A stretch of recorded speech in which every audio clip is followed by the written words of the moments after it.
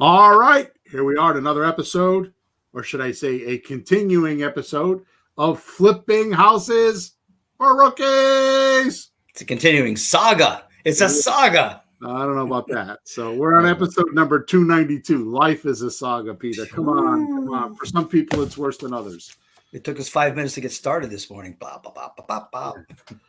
Episode number 292 is called Part 2, Rookie Rewards of Subject to Deals. Mm. Here's the description. In podcast number 291, which was called Legitimate Rewards of Subject to Deals that Create a Gargantuan Retirement Quickly, we covered in detail, Peter, how any rookie can go from being dead broke to a millionaire quickly. It is actually incredible when you break down the math, how simple it is. But then towards the end of that podcast, we started to dig into how making the money is only half the battle. The harder thing to do is to keep all the profits, especially from the tax man. This is more important for anyone doing real estate deals, only because too many of us focus on finding deals, negotiating, buying them, the paperwork and all that stuff, renovating, then selling, that we get blinded by the fall through the money cracks. Or fall through the cracks money is a better way to say it. Yeah. That in most cases is way, way more than the actual profits in any deal. Can be. Money now, money monthly, and money later is just the starting gate for our financial freedom race.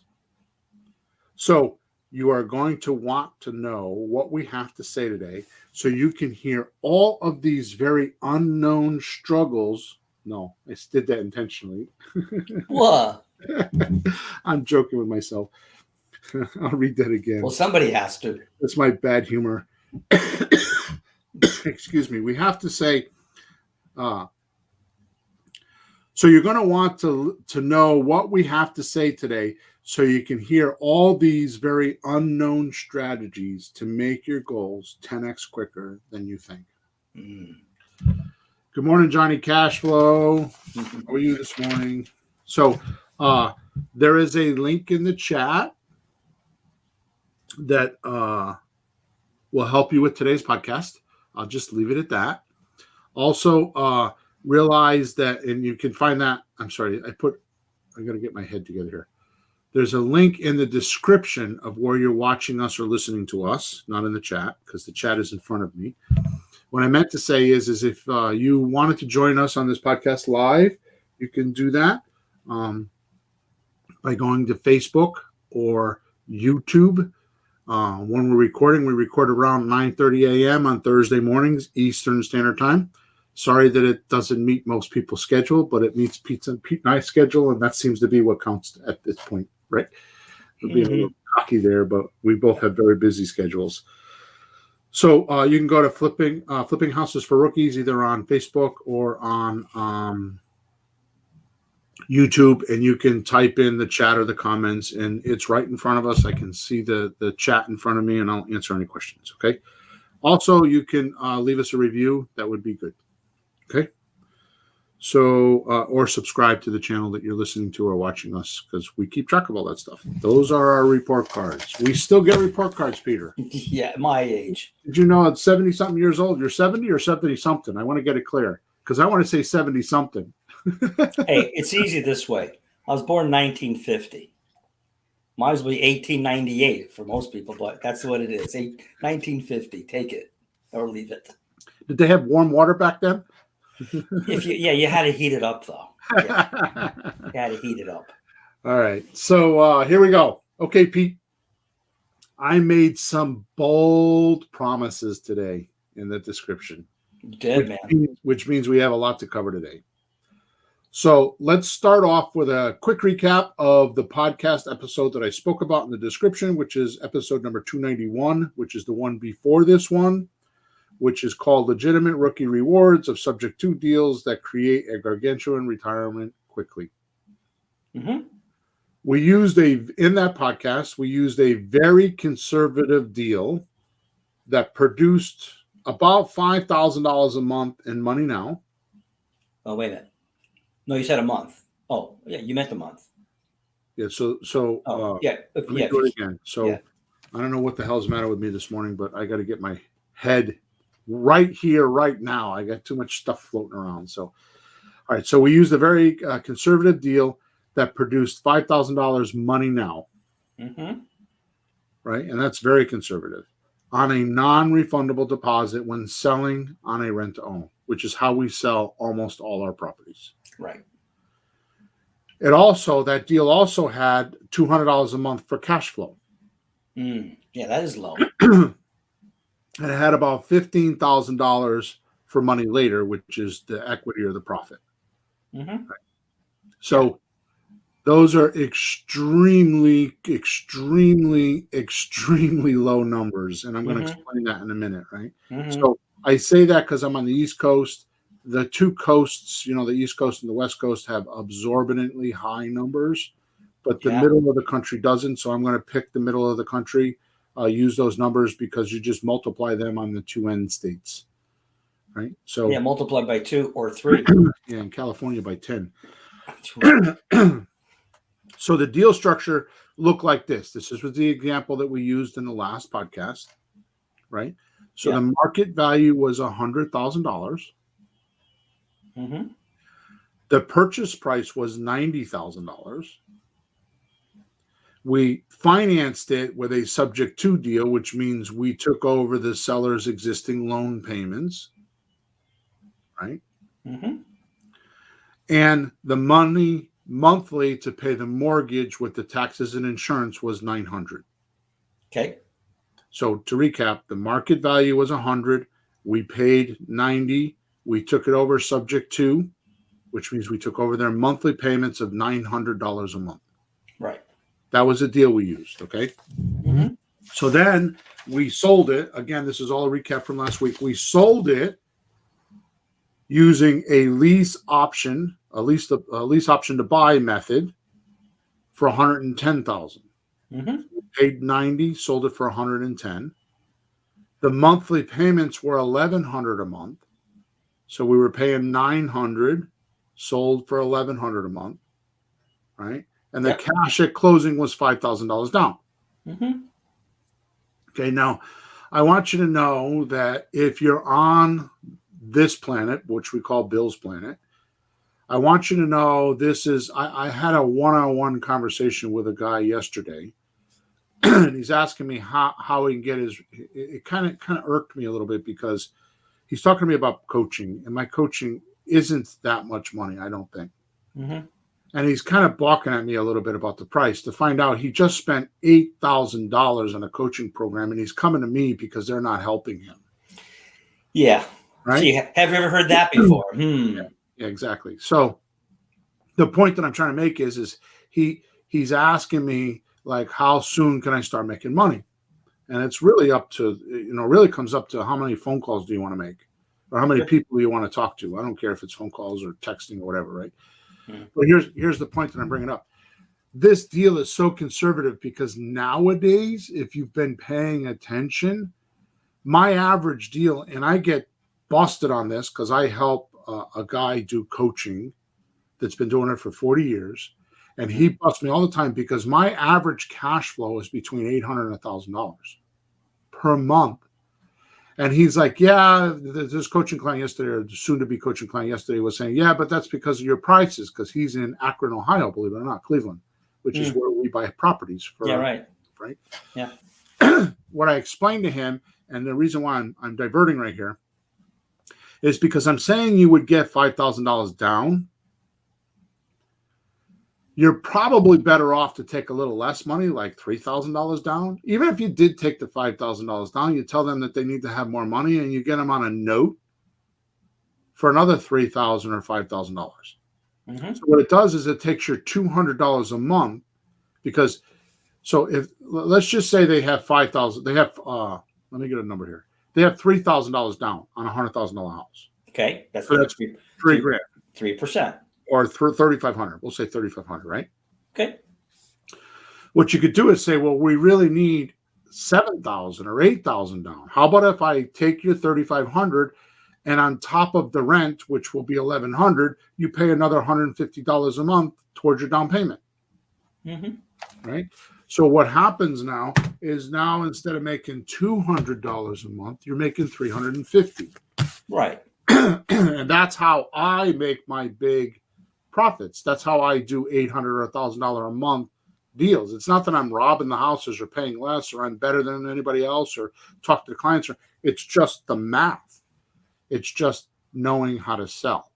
Yeah, but what's crazy about that is if you only have 3.5% down, it's not impossible, but it's better to get a loan if you have more down. When the bank sees more down, they're happier. So you're giving them a chance to just get ahead a little bit on the loan they're going to get. So the loan's going to be a little less, and then their payments are going to be less when they get it done. So they're not losing a thing because when they pay the rent every month, that's rent. You're not buying the house, that's rent. Now they have a little something toward the deposit, so they're going to get ahead. Every $150 they pay, you're right. Every $150 they pay is reducing their principal. Yeah. Right. But more importantly, what I tell my sellers is that we're going to probably get you an FHA mortgage, which is a government mortgage. The reason why we use FHA is because they don't look at credit scores. You know, they do, but they don't. There's so many other factors other than credit scores that the possibility of getting a FHA mortgage is good. And what we do is we try to get them to qualify for the mortgage almost right away, so we know what's wrong, and then we get our people to help them with those solutions while they're in the house for 2 years, right? Right. But I tell them FHA is going to require around 5%. Mm-hmm. So that's why we want a 5% down payment, because I want that deposit money now, because I don't want to have to struggle with their messy finances and their colorful past and have to try to get the money out of them. I don't want to have all the cards against me. No, we're trying to fix all that stuff. Right. By the way, does that number vary on the FHA, like the down payment? I've heard it might be 3, 4. Does it vary? Yeah. So if you put in all the closing costs and everything, it's probably about 6 or 7. Okay. So, but it is 5%. Okay. You can do it for 3%, but it's kind of like it depends on things. Yeah. But you can do it for 3%. But 5% is the number. Good. That's the number I use. That's the number they should use. That's the number that's safe. Right. Other than that, people are used to 20% down, right, on a conventional mortgage. Yeah. So this is cool. 5%. Yep. That helps us get the buyers in. All right, good.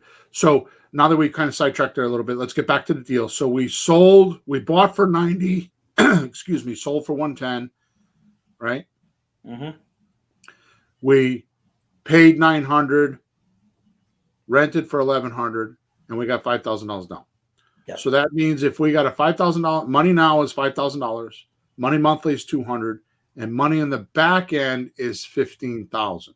Mm-hmm. Now, if you take 90 minus 110, that's 20 grand, right? Right. Or 110 minus 90. Well, don't forget we got $5,000 for a down payment. Right. So we have some of it already. Yeah. So out of the 20 grand that we made, we got 5,000 for a down payment. They still owe us 15 grand. Yep. Okay. So if you follow along the last podcast, what we did is we covered the insight math, right? The behind the scenes math that will make you a millionaire, but nobody talks about this part. Mm. So if you did one of these deals a month, which is harder than it sounds, but it is possible. If this is all you did, you could do one deal a month. Mm-hmm. Or even if you did one deal every other month, instead of doing it in 2 years, you do it in 3 years or 5 years. So basically, if you did 12 deals, here's what it looks like. If you did, I'm going to do it as 1 month. You did one deal a month, so it's easier to describe. Okay. Yeah. So if you did one of these conservative deals per month, after 12 deals, you would have made $83,868 money now.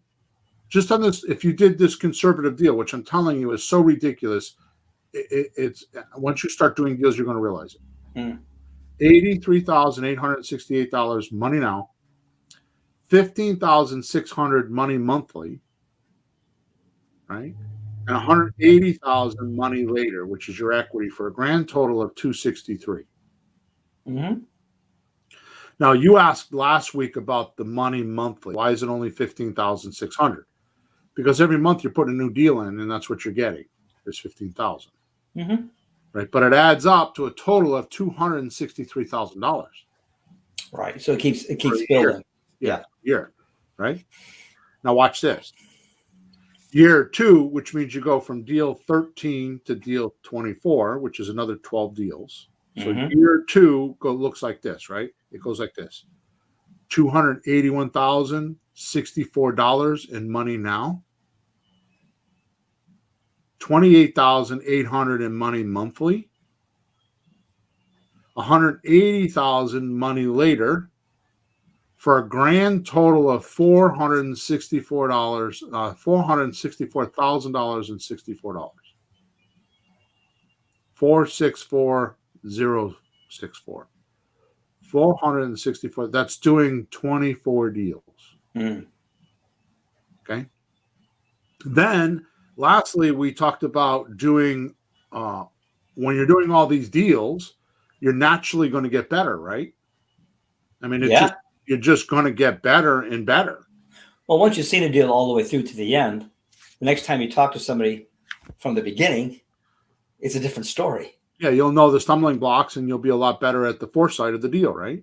Yeah, but the confidence talking to the person is a whole different story. Because people listen to you and they don't believe you. They don't believe you. It says, I just did one.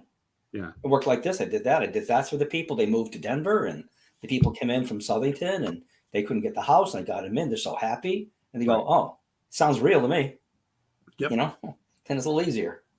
So by virtue of just getting better and better, I mean, how much better do you get? 25%, 50%, 75%, 100%. So let's just take the low number and just let's say it's 25%. Mm-hmm. Right? So at 25%, right, the numbers would look like this. So if you just so suppose you did the first year, the first 12 months, you made your 83,868 for money now, 15,600 money monthly, and 180,000 in equity, which is a total of 263. Right. Then you got 25% better, we'll say the second year, right? It would look like this: $450,330 money now, $56,250 money monthly, and $281,250 money later, for a grand total of $731,850. Not too shabby.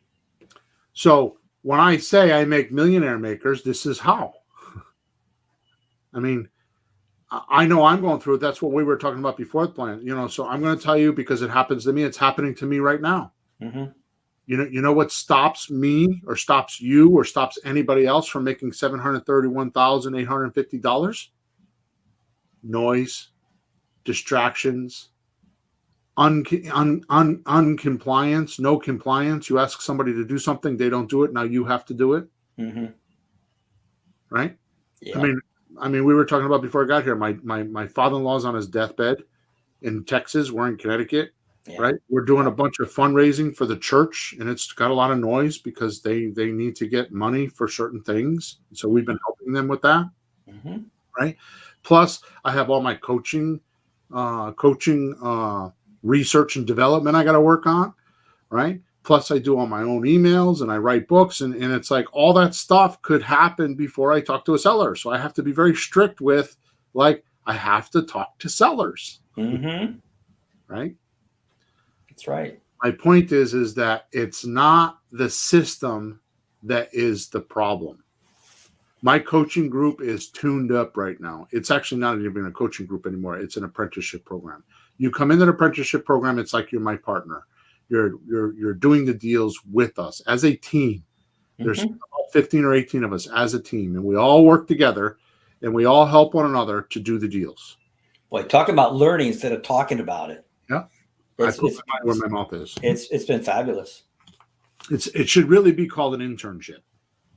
Bill, I changed my whole schedule to, I dropped my work on Monday nights just to be in the group, to learn every detail and to watch everything, to help out and be better at what I'm doing. Right. And thank you for that. Yeah. And I never did for like, for what, 5-6 years or whatever it's been. I've always been working, and I hear enough from you later on maybe, but no, this is different. I'm in on that. So here's the deal. I am 100%, 1,000%, 1,000,000% committed to making real estate millionaires. In my coaching group, I do that. If you follow these numbers I just told you, that's how we're going to do it. Mm-hmm. It's not like you're going to get one deal for $2 and sell it for $900,000. That's not how we're going to do it. We're going to go through how could you do 12 of these deals so you could make $83,868 money now for your first year, $15,600 money monthly, and $180,000 in the back year, so in the back end, so you can make a total of $263 next year. How do you do that? What are the steps? How do you follow? And what happens when you get stuck? Who unstucks you? Yeah, I said that intentionally. Who unstucks you? That's how I like to talk. It's more consistent. How do you get unstuck, and who unstucks you? It's more consistent. So then we're still on last week's podcast, and I'm doing this because we covered a lot. So then we got into how do you keep the money? So that's how you make it. So how do you keep it?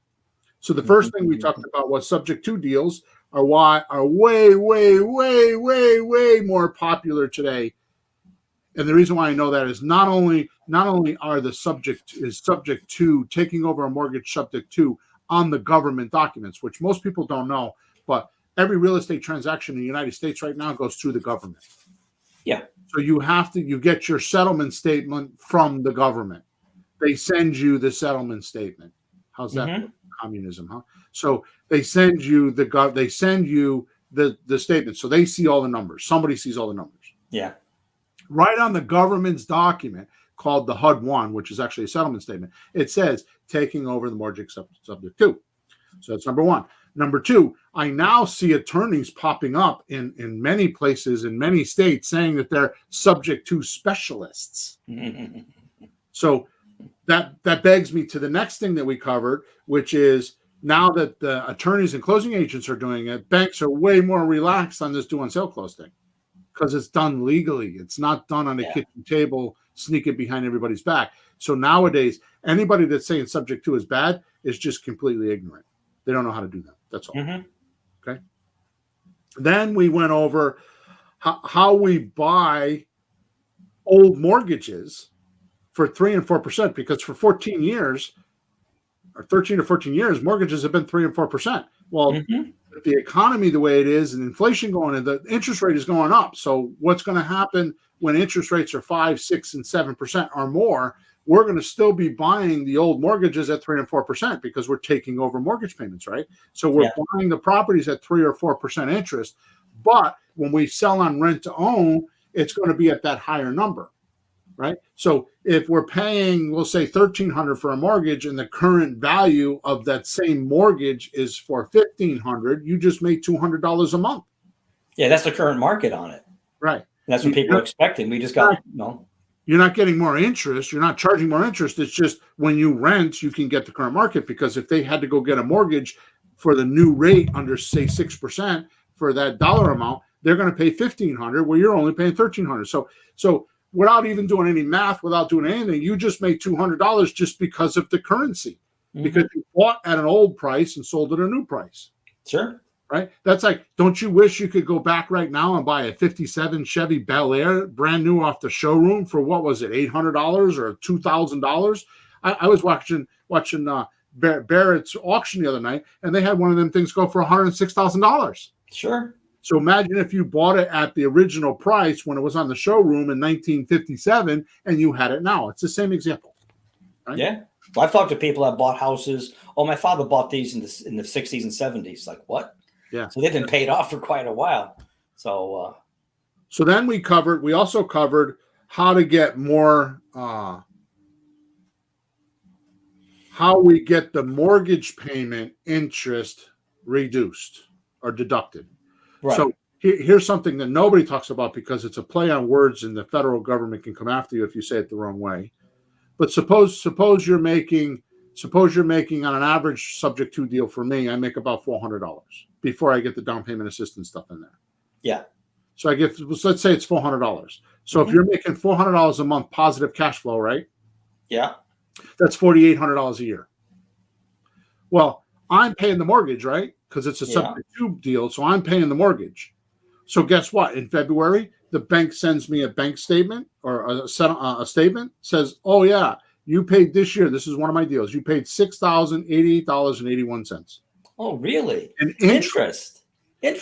Now, isn't interest tax deductible, Bill? So you could take that right off your income. So didn't that just wipe out the $4,800? That it's a counterpart to that $4,800. So that $4,800, you're not paying taxes on that. You're not paying income taxes on the $400 because the interest just wiped it out. And oh yeah, by the way, you got $1,200 or $1,300 left that you could put towards the down payment, the non-refundable down payment.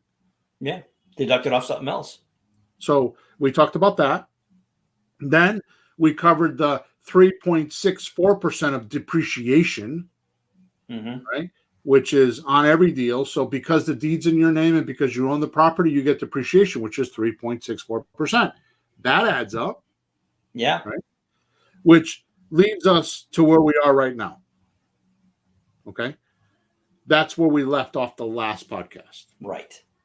So we were talking about the end of episode number 291 using Roth IRAs. So a Roth IRA is a funny thing because a lot of gurus will say use Roth IRAs, they're tax-free. That is true if you do it the way they say. So there's this thing called UBITA tax, which I should probably undisclosed business something. Yeah. So basically, UBIT. UBIT. Yeah, UBIT. Yeah. So if you don't structure the deal correcly and put it in your Roth IRA, UBIT tax means this. If you bought it for 100 and sold it for 200 and made 100,000, the UBIT tax would apply to the 100,000. The way the Roth IRA reads is if you owe 100,000 and you sell for 200,000, that's when they use the UBIT tax or UBIT tax, right? If you pay off the 100,000 and then sell the house, there is no tax. Exactly. Right?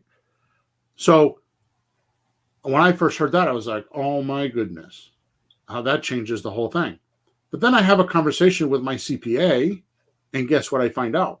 And then I go do my research on it, and guess what I find out? The way you use your Roth IRA the best is to buy properties on a lease with an option. Yep. Because if you put the option agreement in there, there's no UBIT tax. Yeah. Because you didn't pay anything. It was just a promise to pay. So the best thing in the world to put in a Roth IRA is an option agreement or a lease with an option agreement. So if you were to buy a property or commit to paying a property on a lease with an option for $100,000 and then you sold it for $200,000, there's no UBIT tax because there's no loan. Yeah. By the way, I saw him yesterday, and he gave me a couple other tips, which I won't get into now, but I've been trying to figure out exact what you can and can't do, and the companies can't legally advise you or accounting advise you because it's not their position. They help you do things, and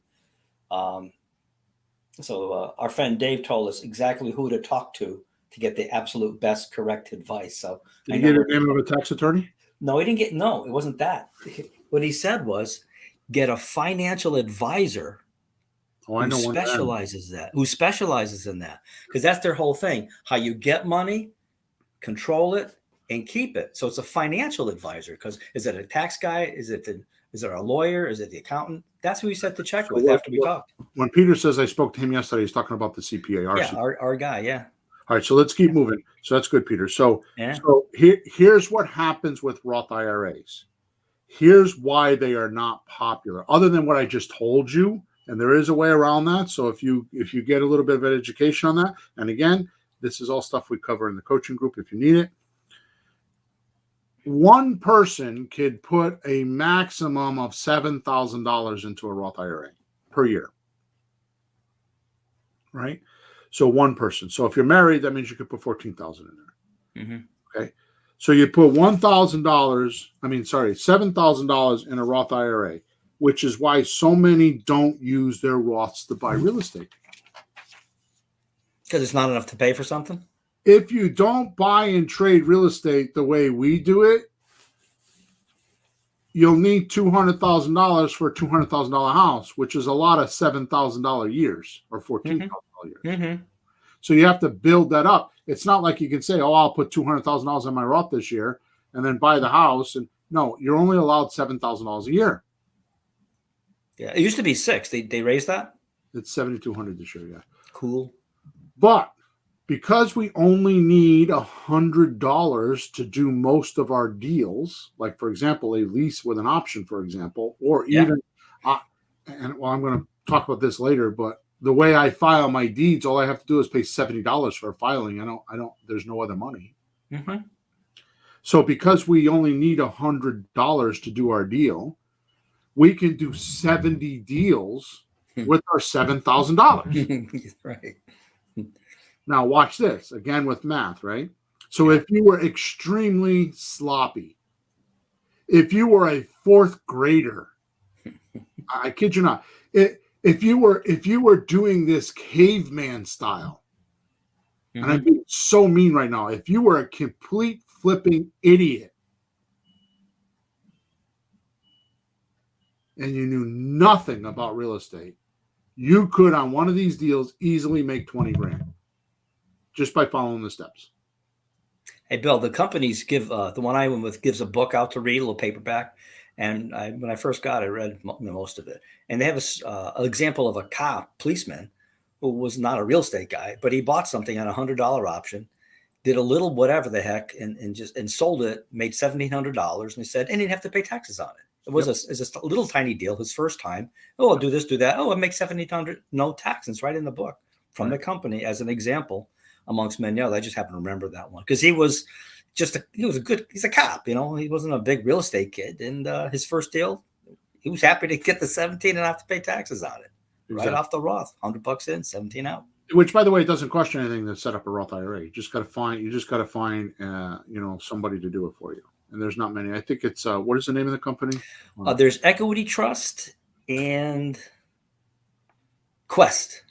That's it. That's the one. Yeah, you got one. I got the other one. But they're similar. All right. So if you were to do, so now you got $7,000 in the bank and the Roth IRA. Yeah. Which means you could do 100 deals. Mm-hmm. If you did one deal and made 20 grand, a subject to deal or a lease option like I'm talking about, which is like crazy, wicked easy. Mm-hmm. You follow my system. Mm-hmm. Right? You ready for this? Mm-hmm. 70 deals times $20,000 is $1.4 million. Mm-hmm. So I'm talking about doing this over a course of a lifetime. I'm not talking about doing this in a year or something like that. So if you're 30 years old and you could do 70 deals, and that's at 20,000, what happens if you're doing deals? So now what happens if you do $40,000 deals? Now it's 35 deals. Yeah. What happens if you do $60,000 deals, which we do a lot of? I just showed you how to do that a few minutes ago. Mm-hmm. Now it's like 20 deals. You had the email in the summer? End of the summer, where the house in Bristol, you showed all the I remember that 54,000 all in, all out. I mean, after a couple of years, I overpaid for it. I overpaid 10 grand for the house. Yeah, right. And you still pulled the 54 out. No, and the renovation was like this. I went in the house. Bill, the rug looks like it could use some like straightening out. It's kind of lumpy. Goes, it'll be okay. Right. Hey, how about that over there? Should you paint that? Like, it'll be okay. And people took it. They fixed it up themselves, and they were happy with it. And you made the money. They took care of everything. I don't want to divert because I think I'm going to do another podcast on this. But I was listening to a tape, which I'll leave undisclosed at this moment. Mm-hmm. And it occurred to me when I was listening to this tape, there's two things that cause loss. Intelligence and force. Pushes the person down. So here's what happens. Either you haven't, and it's not intelligence and force, it's the balance of the two of them. So what it made me realize is when I was younger, I didn't have much intelligence. I didn't know how to read and write when I left high school. right? So I used a lot of force to get things done. I was a mean son of a bitch, and I used force. I used a lot of energy and force to get things done. Yeah. I bought a gas station and made a lot of money with it using force because I was there driving, whipping, cracking the whip all the time, and was a hard ass to work for. At age 35, I decided I didn't want to be like my father, who had no intelligence. He had very low IQ. So I decided to self-educate myself. Mm-hmm. So now I go the other way, and it's like now I don't use any force, and it's all intelligence. Mm-hmm. But what I'm realizing at the ripe old age of 58 is it's a balance between the two of them.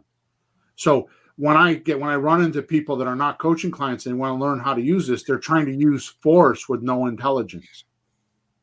Or you get the really smart guys like some of my partners that are really smart, but they don't use force. They don't like go out and talk to people and actually go visit the houses. They're not like interacting with the physical universe. They're just using the energy level. Yeah. All intelligence and no physical universe stuff. Right. So it's a balance between them. So what I'm telling you with these deals is what I teach is a perfect balance of how much physical universe stuff and how much intelligence you need. And if you balance the two of them correctly, it becomes really easy. It's like a seesaw. You just kind of like float in the middle and you're comfortable, right? Because you use just the right amount of intelligence at the right time. Like, for example, I'm completely diverting. Like somebody says to me,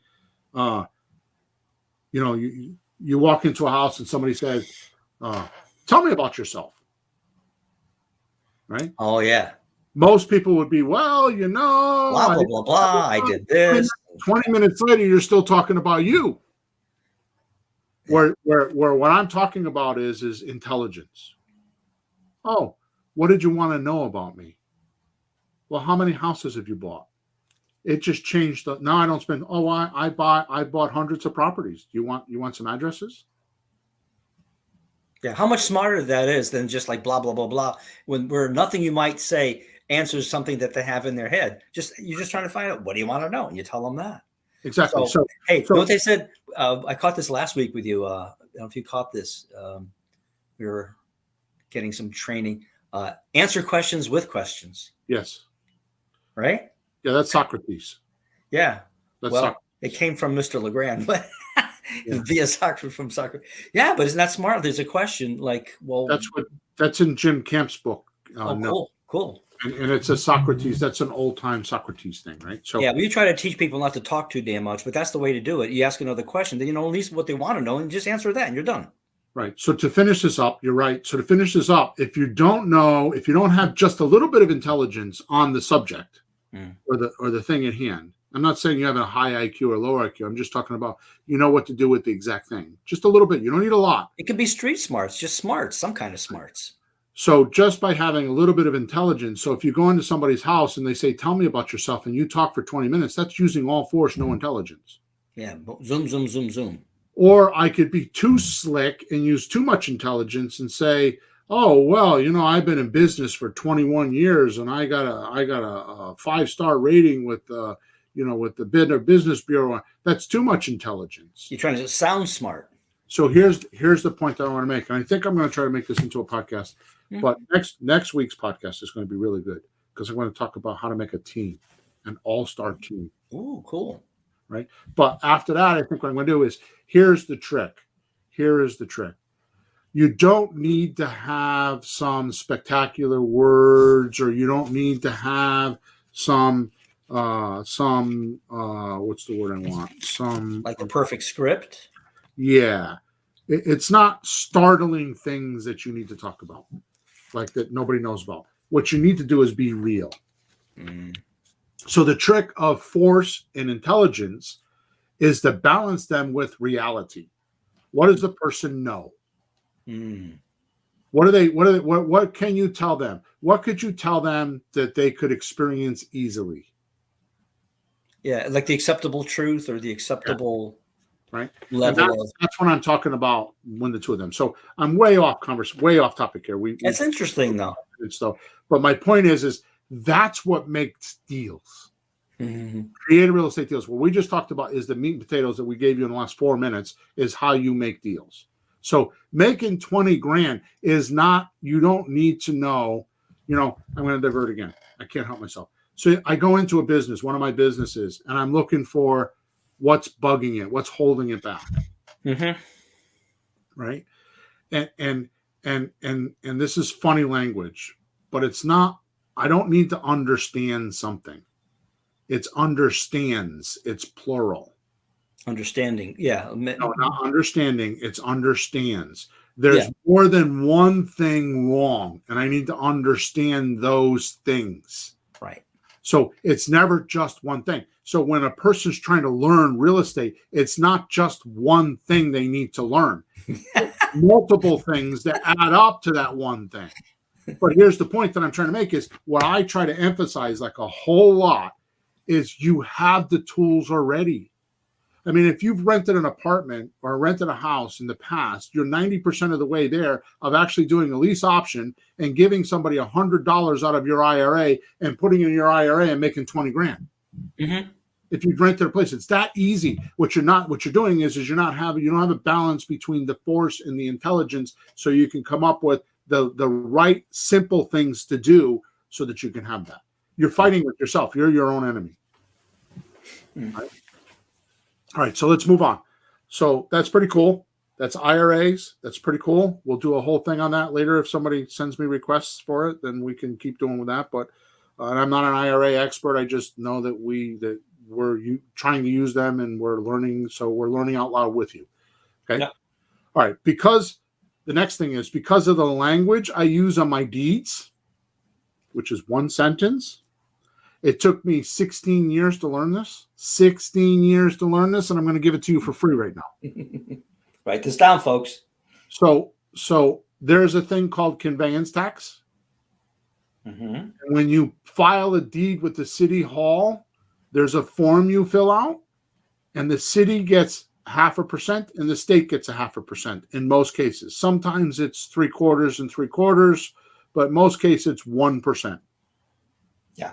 So if I go in and I file a deed and I'm taking over a mortgage for $160,000 and I put on there that I paid $160,000, how much is the conveyance tax? $1,600. Yeah. Okay. But by accident one day I went in, and I'm not going to tell you what the language is. I made a mistake on one of the deeds, and the lady said to me, "That's $70." I'm like, "What are you talking about?" She says, "You just need to pay the filing." I said, "How come?" She says, "Well, because you bought the house for less than $2,000. So if you get a house for less, if you pay less than $2,000, they don't tax you. No conveyance tax." Now, here's my question: if I take over a mortgage for $160,000, did I pay $160,000? No, you didn't. Not yet.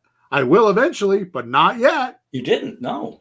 And you shouldn't get taxed on something you didn't do. Exactly. So imagine for 16 years, I was doing all those subject to deals. Imagine how much money I wasted not knowing that. Yeah. Your guru didn't teach you that one, huh, Bill? No, nobody teaches this stuff. You go to any seminar. I will give you. I'll tell you what. No, I'm not going to do that. I'll give you one of my $500 course for free, but I don't want to deal with the support tickets. I'm too busy. So you don't hear this stuff. We're giving it for free on a podcast, Peter. This stuff should be in a weekend seminar, really. But that's who we are. That's why we're here. So tell your friends about our podcast and get more downloads. All right. So because of this little trick, and it's not a trick, it's just, and I check with my lawyer, it's very illegal. He does it now. He does it with his other clients now, right? We pay $70. I pay $70 for a filing fee. Yeah.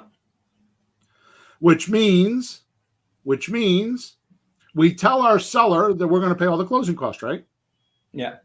Well, so many times I've had trouble with this with coaching clients, right? Well, think of it this way. It's 6% for a realtor or marketing. It's 3% for negotiating. It's 3% for repairs. And it's 3% for closing costs.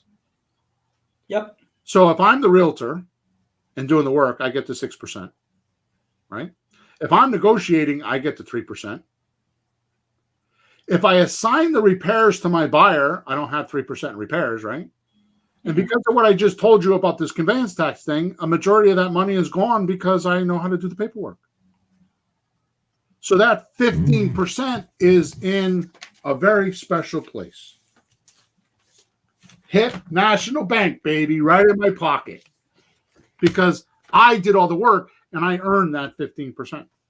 Yeah, there's nothing left at all then. 'Cause I thought about that sometime. Well, you won't have any fees. I think, well, the conveyance, the closing, eventually, no, okay, because like in the end, the buyer will usually pay the closing cost, right? In the end, Well, there is no closing cost. no, but I mean, when we tell the seller there's no closing cost or no fees, I mean, Well, he might pay the closing cost in the end, or the buyer might though.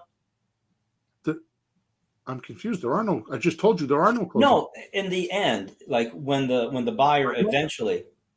Okay, so what closing costs are they going to pay in the end? Well, there's going to be a bank loan. Yeah. Right. Yeah. And they can use an attorney to close. So they're going to pay $800 for a closing? Yeah. The buyer might do that though. Right. Yeah. But they're not going to pay $15,000. No. So it's like no closing costs or just hardly any. And excuse me. And the only reason why is because of what I was talking about, that little bit of intelligence that we have with force. Yeah. We put the two of them together and it goes smooth. Mm-hmm. Right? So that's cool, right? Let's move on. Then there's this one. I've seen a lot of this since COVID. And this, if you've listened to anything I have said recently, please, please, please listen to this. Because this, my dear listener, is a blurb in time that you will not get for very much longer, but you could be a millionaire just from this. I still talk to customers on the phone. You know that. I talk to buyers and sellers. Now, realize my position. I talk to 8,000 or 9,000 people a week. Yeah. And that's not all one-on-one. I mean, between the podcast, my emails. But think of it this way. I have a business with one partner, Sean. I have a business with you. And then I have my coaching group, which is another place to deal hunt. So I've got 3 companies that are deal hunting. So I always have a buyer or seller to talk to. Mm-hmm. Always. Every day. Yep. Okay, so I still do it. Even though I teach others to do it, I'm still the deal maker. I put the hammer down. The deals have to go through me before they do anything, right? That's right. So because of that, I always have my finger on the pulse. And I'm not saying this to brag. I'm just saying this because when I talk like this, it's freaking real, baby. Because I'm still talking to sellers and buyers, right? You are. So here's what I hear. Used to be when your seller is behind in payments, like 3 or 4 months, which is what we call pre-foreclosure, means the bank hasn't flipped the legal trigger yet to do foreclosure, because once they do that, it's an $8,000 or $10,000 add-on to the account. So they'll go 3 or 4 months, maybe 5 months before they start the foreclosure proceeding. Yeah. Okay. But they're behind those 3, 4, 5 payments. That's right. So what we used to have to do is we used to have to come up with or raise those payments to bring the mortgage payment current. Mm-hmm. Right? So that we could bring up the arrears and bring the mortgage current, and then we would take over payments. Yeah. So for very many podcasts early on, I would say, I don't do those deals because I don't like the desperate deals. Well, the first thing that happened is COVID came, and it's not desperate anymore. This happened to a lot of people. This happened to people that would never in a million years have problems with their money, but because of COVID and they weren't working and all this stuff, all of a sudden they have these problems. So they're not desperate. I mean, they're not desperate. They're motivated, but there's it changed my way of thinking, right? Now watch this. Mm-hmm. Nowadays, the government is helping the banks with COVID funds, right? Which allows the banks to take the owed money and put it on the back end of the deal. So if the seller, like I'm working with somebody right now, if the seller has 10 months worth of payments they didn't make, especially during COVID, let's just say that's $1,000 a month. That's 10 grand, which is not likely. It's probably more like 15 or 18 grand. That's right. The bank was still paying the taxes. They were still paying the insurance. Because that's what banks do. They're going to take that money and they're going to put it to the back end of the loan. Now, we talked about this a year ago on the podcast because I told you that when everybody was talking about all the foreclosures, I said that's not going to happen because the banks are going to come up with a way where they can make more money with it because there's so many of them. They're going to become more rich because they came up with. Well, this is the way. Yeah.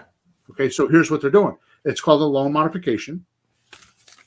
But why are we talking about that now? Because a loan modification used to mean you had to do all these financials and you had to do, and it took a year.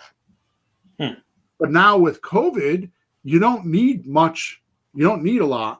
You don't need to, they don't drag you through the mud with all your messy like finances and your all that stuff. It's very simple nowadays. And usually within a month or 3 or 4 weeks, you can get a loan modification because the government's helping the banks do this. With money. They're giving them money to do this. Okay? Yeah. Now watch this. So what happens is most cases they'll take, this is just numbers now because every loan is going to be different. Yeah. Let's say they have a 30-year mortgage. Mm-hmm. They take that 10 grand and put it in the back of the mortgage. So if they owe 150, now they owe 160. Yep. And instead of being a 30-year mortgage, they turn it into a 40-year mortgage. Why do they do that? Because they make more interest. Right? Yeah, we saw that. We saw that on that East Hartford Ford family. 40 years. We saw that. Yeah. And the government gives them money to do these transactions, I'm pretty sure. I don't know that for 100%, but they're paying, it's like doing a refi and the government's paying the refi fees, right? But I'm not sure of that part, so don't hold me to that. But here's more to the point. Because you went from a 30-year mortgage to a 40-year mortgage, it almost always, well, 100% of the time reduces the payment, sometimes by 20%. So remember we were talking about paying $1,300, selling for $1,500 a month? Well, now that $1,300 just went to $1,100. And the mortgages, and because you can get the new current money at $1,500, you just made $400 between buying old money and getting a loan modification on a 40-year term. You just made $400 just in mathematics. Not even doing anything, just taking over a subject to deal. Yeah. Crazy. Effing incredible. Crazy. Right? So what happens is these modifications are being done in weeks, if not months, if the person. So here's what a few of my coaching clients are doing. They're becoming modification specialists. They're like calling people up and helping them get them through their modifications. And then they buy the house subject to. Interesting, huh? Yeah. Yeah, we've been talking the last couple of days, like, where's the best market right now? Who's the best pool of people to talk to? Mm-hmm. So the last thing I want to cover, if I haven't done enough so far, is because your buyer is paying rents or leasing from you, right? Mm-hmm. Now remember, we bought on subject to, took over a mortgage payment, and we're selling on a lease option to buy. Right.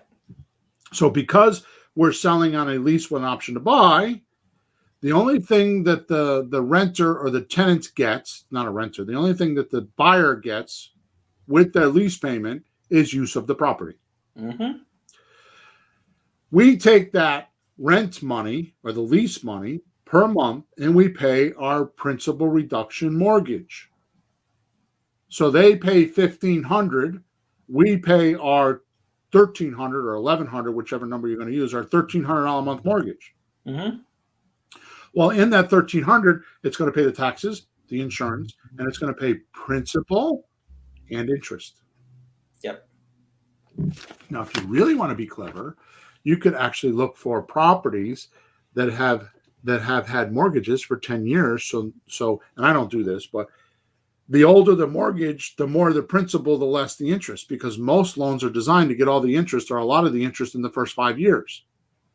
So if you got a 10-year-old loan, you might be paying $1,300 and say with the taxes and insurance, you're paying $800 a month for principal and interest. If you're taking over a mortgage and 2 years into the mortgage, you might be paying, $700 for interest and $100 for principal. But if it's 10 years down the road, it could be that you're paying, I don't know, $600 for principal and $200 for interest, because the way the banks do it is they preload, because the banks know that the average mortgage is only 7 years. So they try to get all their interest up front. But either way, you win. If you're paying a lot of interest, You get the interest reduction on the taxes. If you're paying a lot of principal, there you go. You get the principal reduction, and when you sell, you get more equity when you sell. Yeah, how do you lose on this deal? You didn't cover that. How do you lose? Right. There is no way. The only way you lose is to not do them. So, man, I'm going to go over that in a minute. So each and every month, the tenant's paying down the mortgage and making the money. We owe less and less and less. Yeah. Or our money later, equity is rising and rising and rising, which is why I get so emotional and so passionate and so crazy and rant about my students wasting time trying to figure out how to do these deals. They're stuck in their own head. Like I said, they're their own enemy. Because if you just do one of these deals, it's kind of like my 30-year-old daughter. She's married, got 2 kids, got a house. And I pound her all the time. Jesse, just put $2,000 a year into an IRA. You make a few $100,000 a year between the two of you. Just put $2,000 a year in an IRA. Put away so much money. What's $2,000? It's $100 a month. Put $100 a month in your IRA. Because at the end of 30 years, that $2,000 per year is going to be a couple $1 million for you to retire from. More importantly, you could use that money to buy houses with. Mm-hmm. The way we're talking about it, right? Yeah. Because time is on her side. So it's the same way here. So each month that passes is one less month you're not banking profits in your retirement account. So while you're fiddling around in your life, trying to figure out how to do this and how to do that, and you think that you know how to do everything, or you got to figure it all out before you talk to anybody, and you have all these manufactured ideas of what you need to do before you did it, right? I mean, just think of it this way. What did you think about before you started to learn how to drive? What were all the obstacles you thought you had that weren't there? How about the first time you had sex? What were all the obstacles you had before you found that other significant person? All those obstacles were in your head, and none of them were true because it went a lot smoother than you thought. How many coaching clients do I talk to where they're all worried about talking to a seller? They go talk to a seller and they come back and they're like, that was really easy, right? But here's my point. While you're doing that, which is why I say you're your own enemy, while you're doing that, every month is another month clicks off, and another month where you're not making a payment and reducing principal and banging the crap out of your retirement fund. Yeah. As you can see, if you're too focused with what you can only see on your nose, right? Like making 20 grand because you want to get rid of your job, or money monthly, you're blinded by what we just talked about. All these profit centers that are in the background that you have no idea are there because you can't even make the first step. You got yourself so wound up in your own head that you're tripping over the pennies to make or how's it say? You're tripping over the dollars to make pennies. Mm-hmm. It's the intelligence force thing that I was talking about, right? Which is where the real money is. Once you start doing these transactions and you start talking about these things, which is the reason why I say in my coaching group I make millionaires, because of all these things. And believe me, there is no way I can cover all of them in an hour. No way. There's so much more to this that it's unbelievable. But the only way you're going to learn it is to do it. I can't tell you how many times I'll repeat something on a coaching call, or here, or in a training. Repeat it. And then next week, somebody comes back and say, how do you do this? Because now they have to do it. So that now all of a sudden, what is it saying? When the student is ready, the teacher arrives. That's right. Appears. Right. By the way, Peter, what I just gave to you in these last 2 podcasts has taken me 30 years to learn. And a whole lot of deals. Yeah. Right? And a lot of mistakes. It's cost me, I don't even know, probably hundreds of, I'm telling you, just paying conveyance tax for 16 years. How much did that cost? Yeah, I know. That's probably hundreds of thousands of dollars, I'm telling you, before I realized how to do that. Yeah. And then somebody will be pissed off because I didn't tell you what the sentence is. Well, it cost me hundreds of thousands of dollars to get that sentence. Mm-hmm. Isn't that worth something? Right? Well, I think people expect everything free nowadays. Well, here's the problem with free. I don't mind giving away free, but if you're on my email list, you'll notice Not everything. Yeah, but if you notice, for a couple months, I've been on a rant. Yeah. And the rant is, if it's for free, you won't be emotionally involved. Mm-hmm. You won't think it's valuable. And most important, because you're not emotionally involved and you don't think it's valuable, you won't get good results because you'll waste it too easily. If it gets too hard, you'll just kick it aside because it didn't cost you anything. Yep. Right? Sad but true. Johnny Cashflow, Mr. Ramirez says, thank you, Pete and Bill. You're very welcome.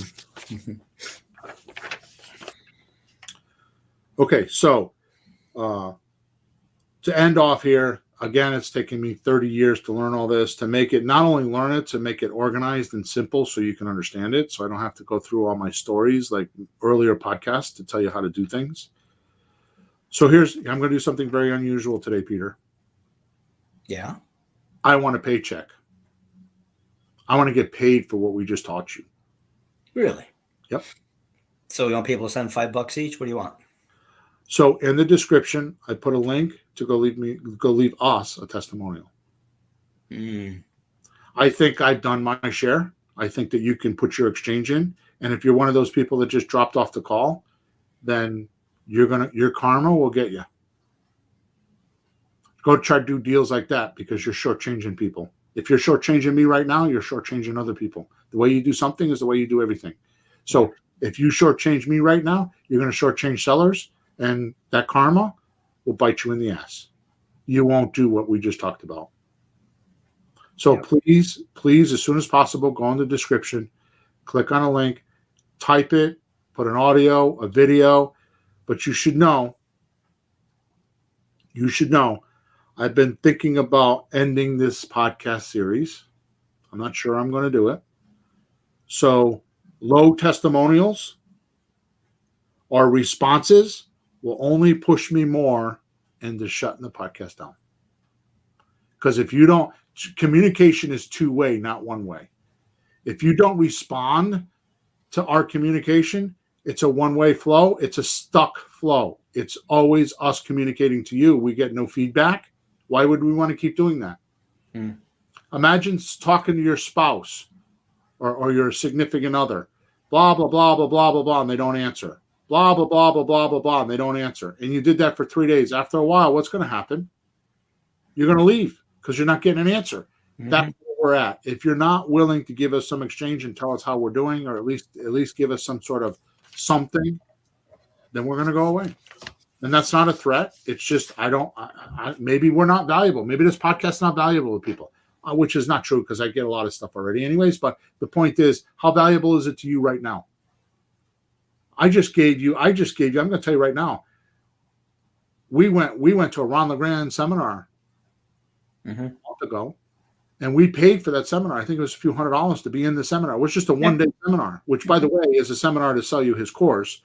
We paid to be in that seminar, and we didn't get a third of the information I just gave to you for free. So please go in the link, in the chat, or the description, in the description, click the link, leave us a testimonial, good, bad, or indifferent, what you think about us, because we've had some bad ones too, and let us know what you think. Okay? In the meantime, just pick the phone up. Go on Facebook. I have a program I'm selling right now. If you're on my email list, it's $42. It's normally $77. It's $42 to show you how to talk to sellers. It actually shows you how to talk to sellers, like for real. And I give away forms. I give away lease option documents. I give away in-house inspections. Like, I give the whole enchilada away for $42. And the reason why I'm doing that is because, first of all, if I stop doing the podcast and stop doing free stuff, I'm going to have things like this. That's why I'm putting them in place. So that's why we're doing it. Yep. Okay. So have a good week. Find a buyer. Go on Facebook. Look for a rent-to-own people. Text them. What would have to happen for me to buy your house today? Or text them or message them. If could I lease this property, or could I rent from you for a year or two, then buy it? And see what happens. And you could do one of these deals. Next week's going to be really good, Peter, or episode number 293. It's going to be something along the lines of hiring and all searching. Cool. That sounds good. Can't wait for that. Yeah. Have a good week, folks. Over and out. The end. Thanks for being here.